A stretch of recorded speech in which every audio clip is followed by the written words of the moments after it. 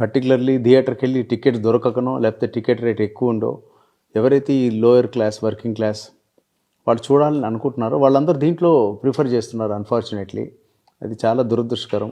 So దానికి ఇలాంటి వాళ్ళు ప్రోత్సహించడం వల్ల వీళ్ళు ఏదైతే ఈ వెబ్సైట్లో పెట్టడం వల్ల హ్యూజ్ లాస్ టు ప్రొడ్యూసర్స్. మేము కంటిన్యూస్గా పైరసీ ఫైట్ చేస్తూనే ఉన్నాం.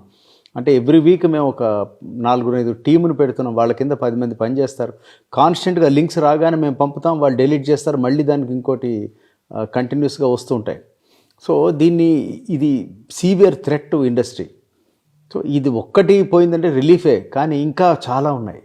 అసలు దీని మూలాలు ఎక్కడున్నాయి ఏంటన్నది వాళ్ళు కూడా పరిశోధిస్తున్నారు.